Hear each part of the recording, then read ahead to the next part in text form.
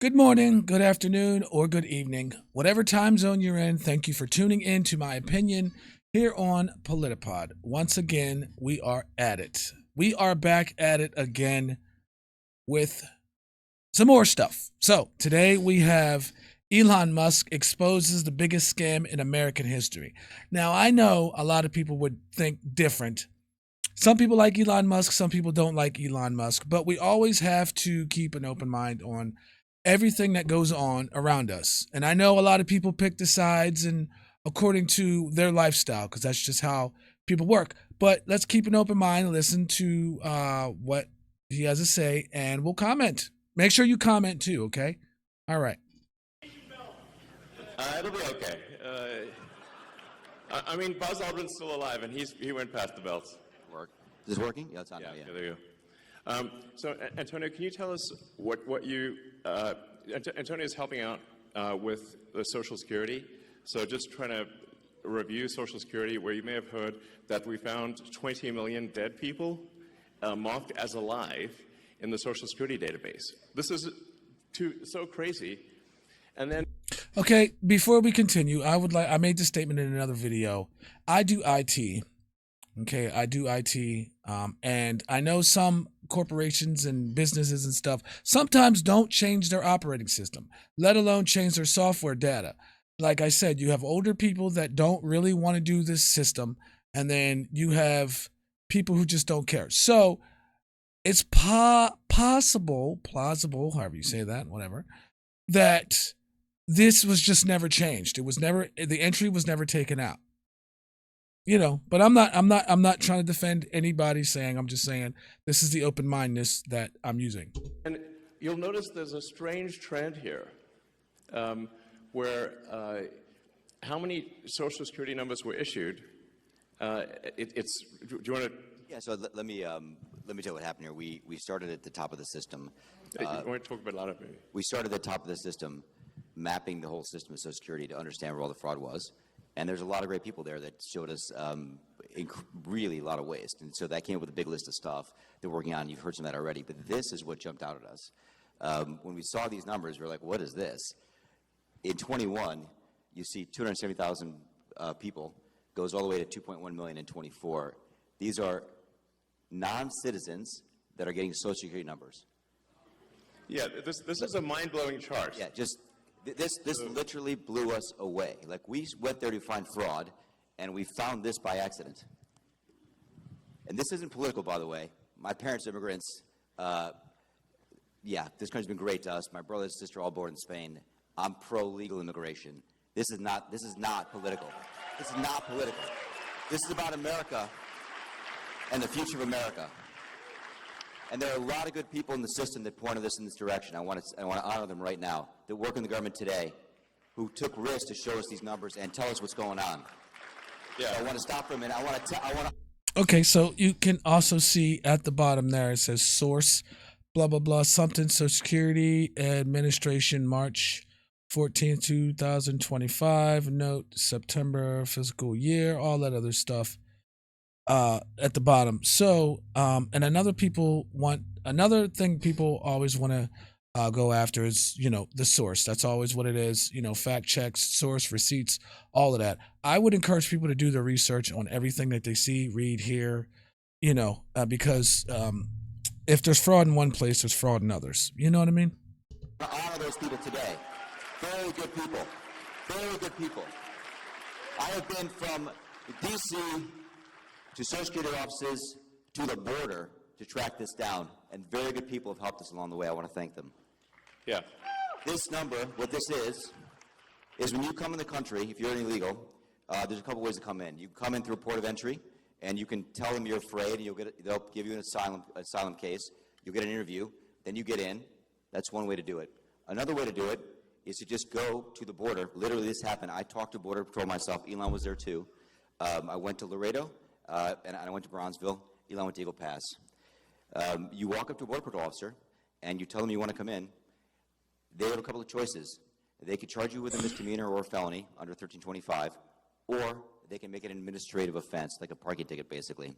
They were told to do that, make it an administrative offense under the last administration. And then you go walk across the border, they do what's called a release your own recognizance, and they give you an NTA, a notice to appear, which to appear at a judge. The wait times on judges are like average 6 years. Look at Grok, you'll see it on immigration judges. There's only 700 of them. This is 5.5 million people, okay? So what happens then? Once you're in the country and you've got asylum through one of these pathways, and we've mapped the whole thing out, you can apply for a work document. You file a 765, it's the work form. You get this form called the 766, that's the authorization, and then Social Security Administration automatically sends you in the mail your Social Security number. No interview, no ID. This is worth, like, just reiterating. It's not, people sometimes think that under the Biden administration that he was simply asleep at the switch. He wasn't asleep, they weren't asleep at the switch. It was a massive, large-scale program to import as many illegals as possible, ultimately to change the entire voting map of the United States and disenfranchise. I don't think it was only to change the voting map. I think it was also to change the demographic of the United States.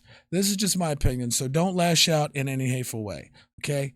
What I think is when, they change the laws and have a bunch of people. I mean, I know every year people come over here.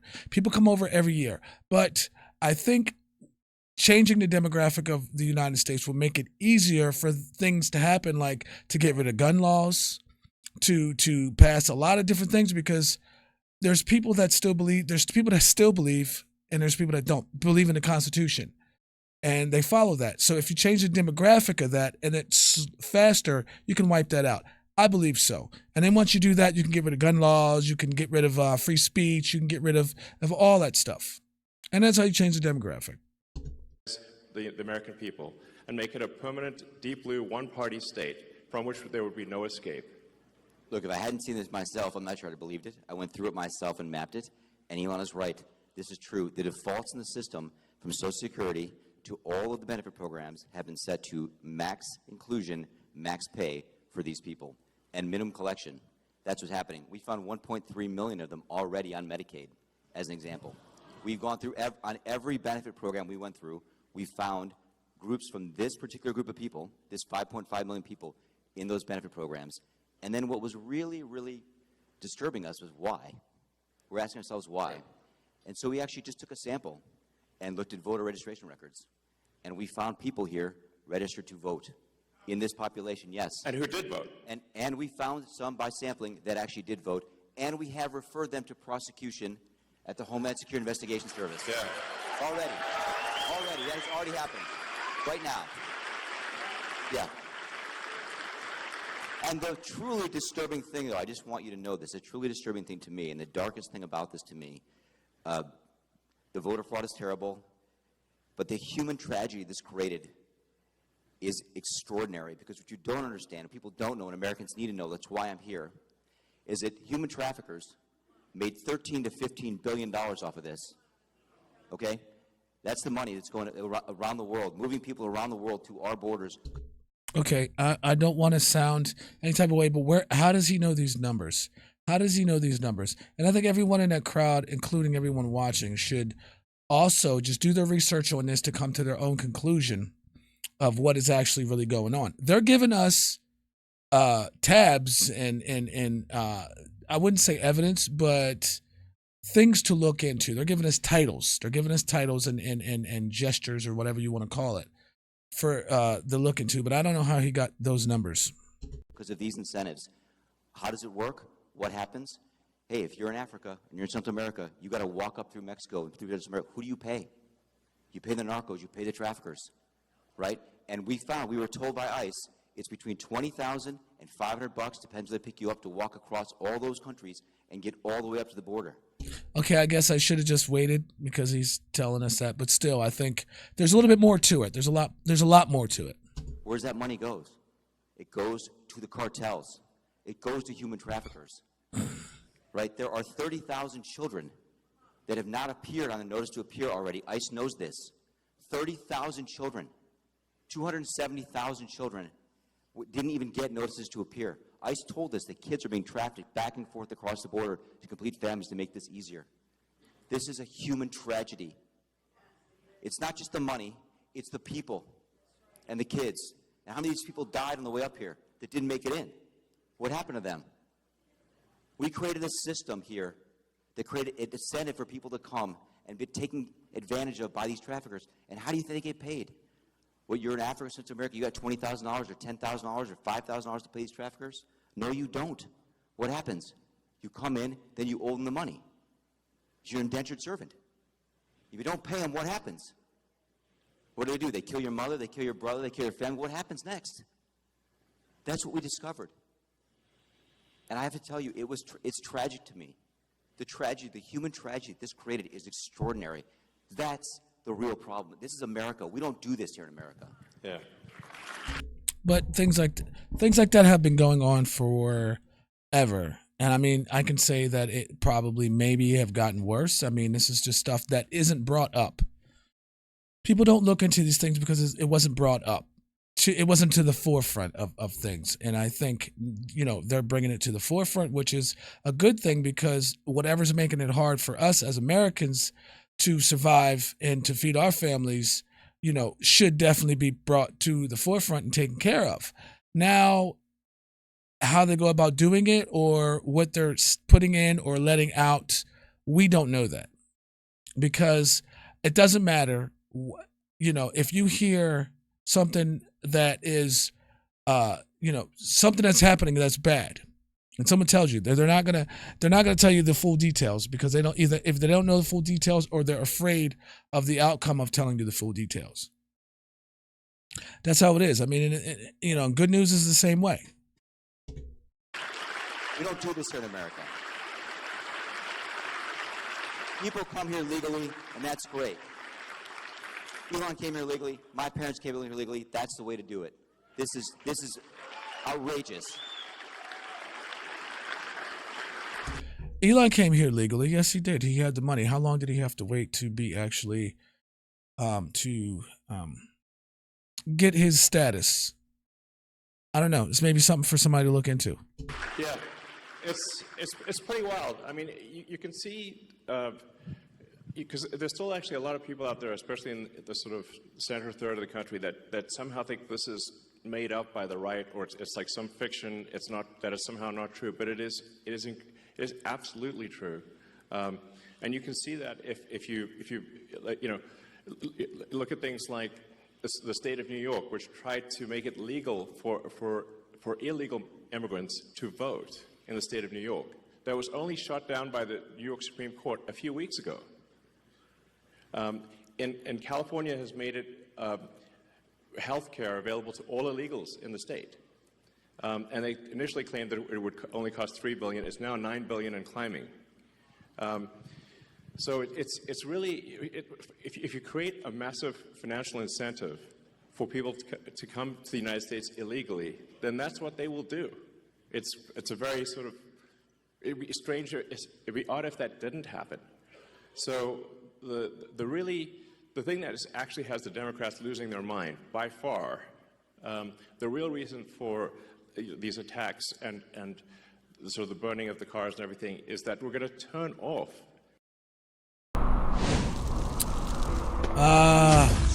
I totally forgot. The payments to illegals.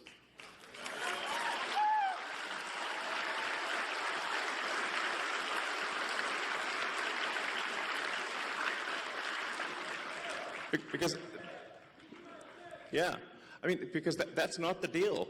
It's simply not right.